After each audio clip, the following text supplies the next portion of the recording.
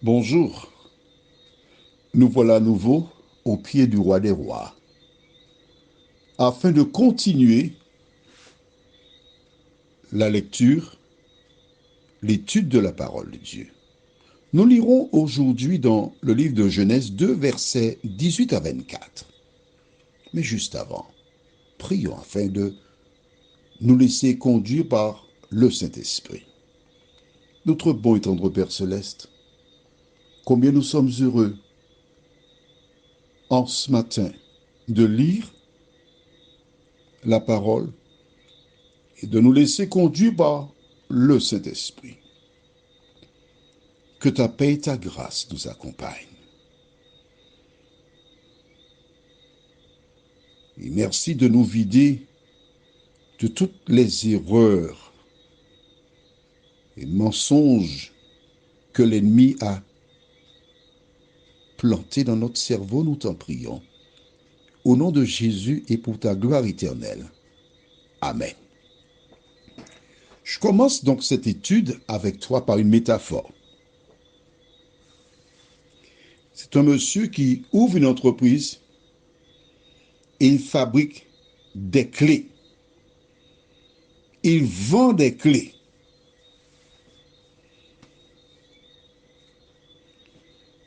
Iras-tu acheter des clés?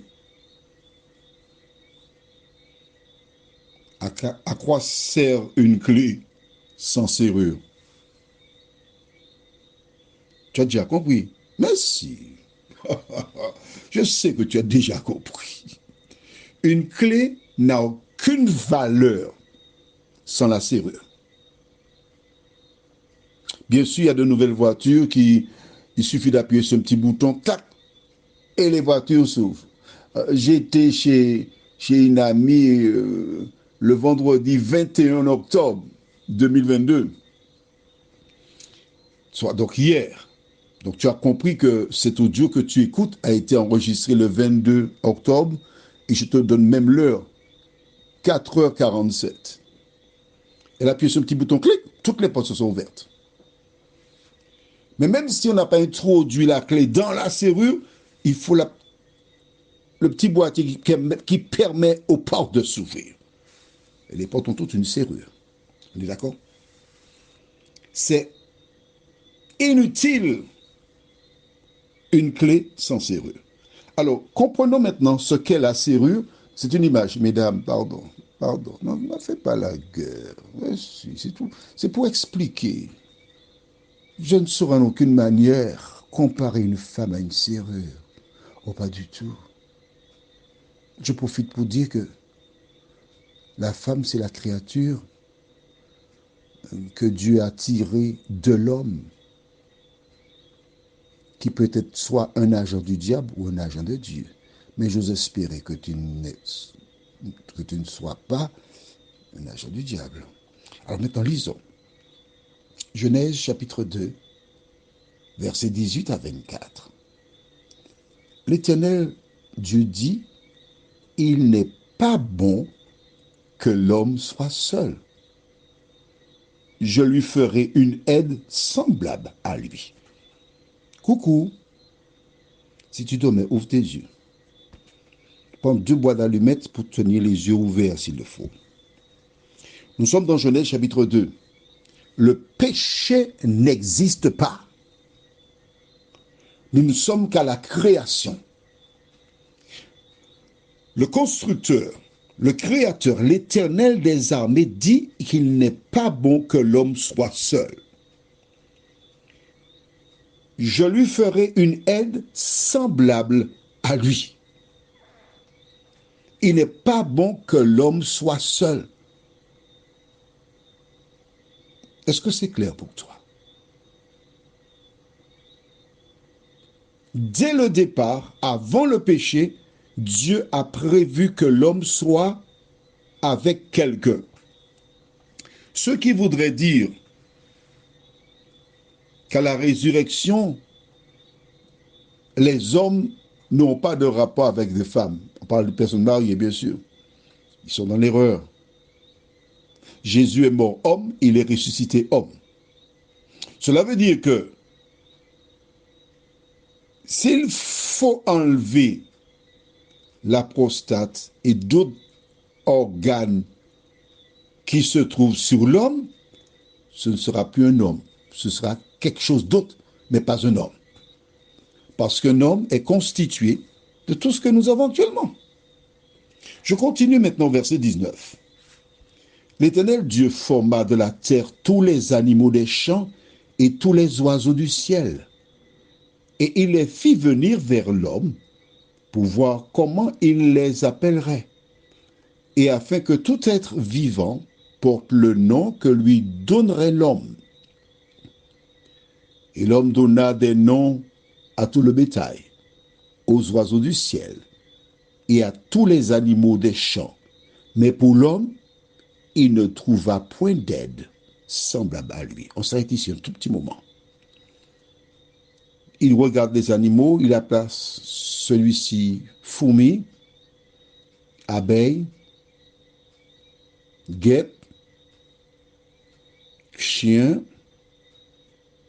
porc, etc. Mais la fin du verset nous dit, mais pour l'homme, il ne trouva point d'aide semblable à lui. C'est-à-dire que tout en nommant les animaux, il cherchait pour lui. Mais je n'ai pas d'aide, moi. Pourquoi je suis seul? Il regardait les chats jouer, les lapins, etc. Mais note qu'il ne trouva point d'aide semblable à lui parmi les animaux. C'est ça. Ce qui veut dire que la chienne qui te sert de compagne, la vache, le mouton, le cabri, la poule, il faut arrêter avec ça. Mais si, c'est contraire à la parole de Dieu. Ils n'ont pas été faits pour toi. Bon, écoute, je sais, je comprends. Tu es timide, tu ne sais pas parler aux filles, et c'est pas évident, on t'a fait honte. Alors tu t'es rabattu vers les animaux. Depuis longtemps tu fais ça, c'est difficile d'arrêter. J'entends tout ça, je comprends. Mais mon devoir, c'est de te dire que ceci est contraire à la parole de Dieu. Bien sûr, je parle aux hommes, mais il y a aussi des femmes, les pauvres, qui ont été battues par des hommes, qui ont été martyrisées, traumatisées, et qui ont peur. Parce que des hommes qui ignoraient le fonctionnement avaient l'impression qu'il fallait prendre une fourche pour foncer dans la terre, pour défoncer la terre, pour planter des ignames. Et plusieurs personnes ont été traumatisées, se retournent vers les animaux. J'entends, je comprends. Mais à toi aussi je dis, ceci ne correspond pas au projet de Dieu. Tu vois, c'est ce que dit la Bible. Alors que s'est-il passé ensuite? Verset 21. Alors l'Éternel Dieu fit tomber un profond sommeil sur l'homme qui s'endormit. Il prit une de ses côtes et referma la chair à sa place. L'Éternel Dieu forma une femme de la côte qu'il avait prise de l'homme et il l'amena vers l'homme. Et l'homme dit, voici, cette fois, celle qui est os de mes os et chair de ma chair. On l'appellera femme parce qu'elle a été prise de l'homme. C'est pourquoi l'homme quittera son père et sa mère. Il s'attachera à sa femme et ils deviendront une seule chair. Vois-tu, à l'origine, Jésus avait dit à ces personnes que les hommes ne prendront pas de femmes et les femmes ne prendront pas de mari. Tu te rappelles, je t'avais parlé de tante Arlette avec les choux à la crème, et puis les cornets, puis les Robinson, etc. Sur la nouvelle terre, les hommes ne prendront pas de femmes. Parce qu'à l'origine, c'est Dieu qui a donné Ève à Adam. Lorsqu'il a vu Ève, il a littéralement perdu la tête. Jusqu'à présent, lorsque des hommes voient des femmes, ils perdent la tête. Pourquoi? Parce qu'il y a quelque chose dans l'homme qui fait que lorsqu'il voit une femme, ça dépend, hein? Il y a des personnes qui aiment voir des femmes qui sont énormes, d'autres minces. Il y a tous les goûts dans la nature, qu'importe. Mais ce ne sont pas les yeux qui pousseront à choisir une femme, mais c'est l'Éternel qui donnera. Prions. Seigneur, bien avant le péché, tu avais mis en place un projet. Parfois, nous pensons que cette personne correspond, mais nous nous trompons lourdement, parce que souvent ces personnes ne se connaissent pas elles-mêmes. Nous aussi, nous ne nous connaissons pas. Et plusieurs imaginent que avec Dieu, nous ferons des exploits. Mais non, on ne peut pas prendre la clé d'une maison pour ouvrir un véhicule. Chaque clé a une destination. Seigneur, en ce matin, je te prie pour toutes les personnes qui ont été blessées, qui ont épousé des personnes qui ne correspondaient pas à leur idéal et qui ont souffert et qui souffrent encore. Viens les aider à se tourner vers toi, mon Dieu. À comprendre que cette personne, elle n'est pas mauvaise, mais elle est ce qu'elle est. Et que toi, tu es ce que tu es. Et on ne peut pas mélanger le lait et le citron. Seigneur, permets que ces personnes cessent de se faire la guerre,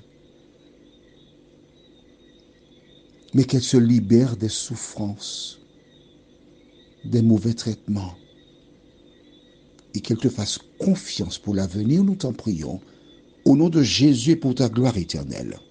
Amen. Je te souhaite une bonne journée en te disant, n'aie pas peur. Et demain, nous commencerons à étudier la grâce. Ce n'est pas la grâce matinée. Que l'Éternel continue de te bénir. Et à demain, si Dieu nous prête vie.